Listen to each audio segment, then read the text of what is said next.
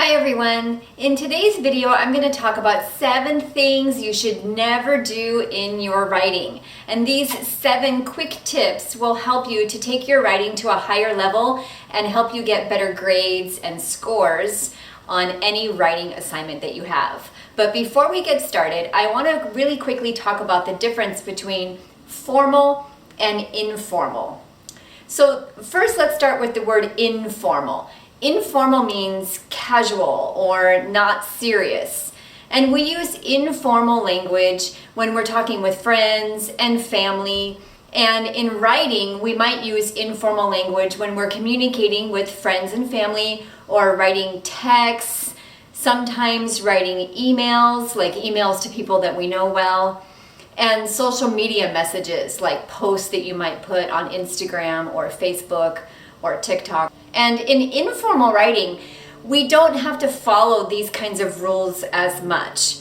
But on the other hand, formal writing is more serious situations. Formal writing is the kind of writing that we do for school, for work, for taking a test like the TOEFL, and writing a cover letter or some kind of letter for an application, like a job application or a scholarship application. And for formal writing, we need to use more formal writing conventions or writing rules that help us to fit this kind of formal situation. So the rules or tips I'm going to give you today apply to those formal situations when you're writing an essay for school, when you're writing a cover letter for a job application, a report for your job or a memo at work, or when you're writing a kind of test like when you're taking the TOEFL or the IELTS test. Number 1, don't use contractions. Contractions are short words that are actually a combination of 2 words that we put together. Some examples are I'm for I am, don't for do not, can't for cannot, but we don't use them in formal writing. So tip number 1, don't use contractions. Instead, write the full form. Number 2, don't say etc. or and so on. Sometimes when we want to give some examples, we might give a couple examples and then say etc. or and so on. But this is considered like kind of a lazy person's method of explaining something, and it's not the job of the reader to figure out that information, it's the job of the writer to provide that information. So when you're writing, don't use etc. or and so on. Instead, give 2 or 3 clear, good examples and you're finished. Number 3, don't use slang or profanity. So this one is a little bit tricky because sometimes you might not know what words are considered slang or profanity. And if you're not sure about the word profanity, profanity means like dirty words or cuss words or words that we don't use around people that we don't know well or older people or at work, that kind of language that is considered rude or inappropriate.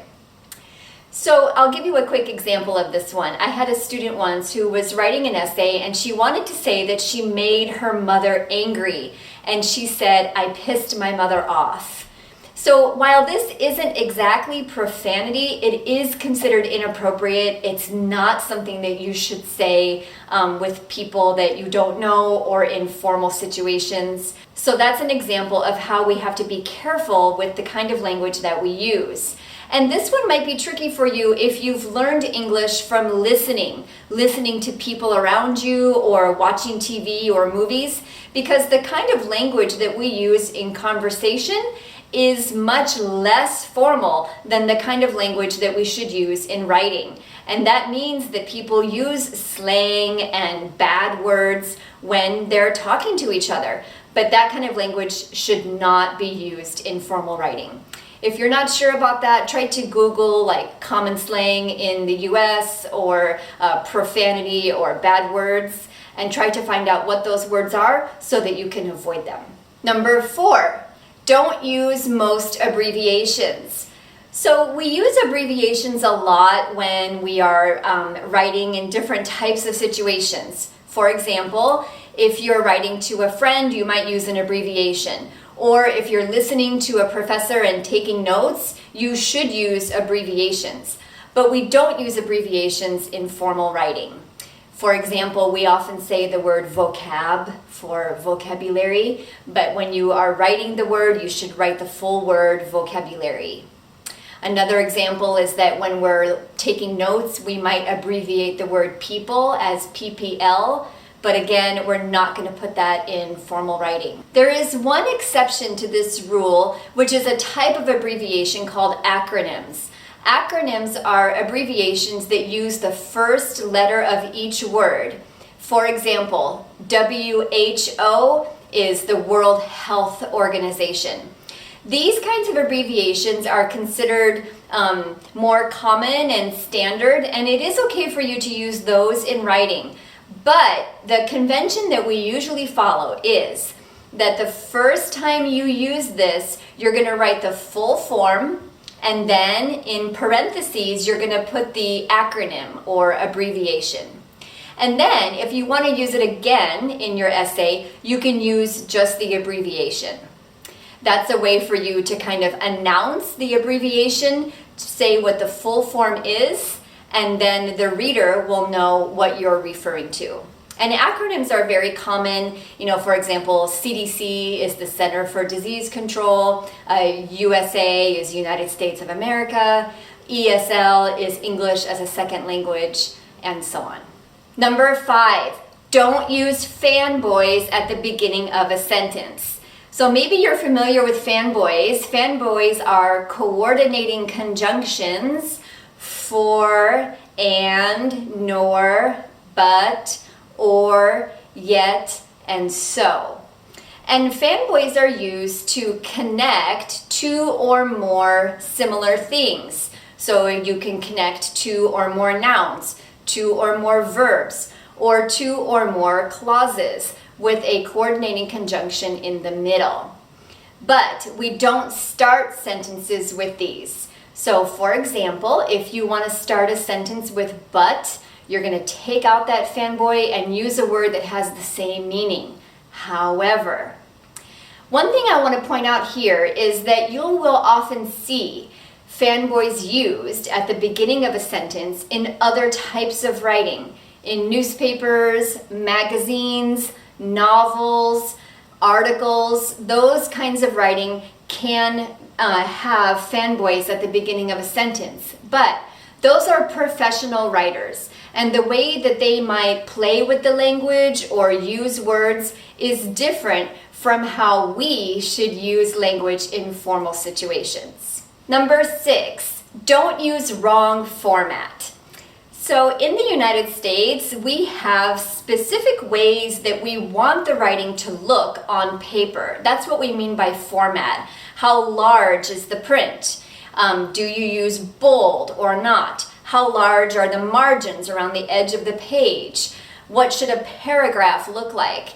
And in other countries, there may be other types of format, but in the US, we have specific rules for formatting. And those rules matter. We like to see writing that looks that way. So if you're writing an essay, make sure you know what the format should look like. If you're writing a cover letter for a job, find out what the format is for that type of writing. If you're writing another type of like a report at work, find out what the format should look like. And I have a video about how to use the correct format for writing for school, and I'll leave a link in the description box below for that. And finally, number 7, don't use wrong spaces. So what do we mean by this? What I mean by this is that you have to use spaces next to punctuation, next to commas, periods, etc. And there are some rules for these. What you're going to do is every time you put punctuation, like a comma, period, question mark, exclamation point, semicolon, or colon, you're going to click the space bar because we always put one space after those punctuation. Don't put a space before it. Just put one space after those punctuation marks. However, there are a couple of exceptions. Parentheses, we actually do the opposite. We put one space before the parenthesis and no space after. The same thing for quotation marks. We put one space before and then no space after. So again, just learn the rules for those and check to make sure that you're using them correctly when you are typing. And pretty soon they will become second nature. You won't even think about them anymore. I hope that this video helped you to feel more confident in your writing. If you have questions, as always, please let me know. And if you found this video helpful, don't forget to give it a like and make sure that you are subscribed so you don't miss any upcoming videos. Take care, and I will see you next time.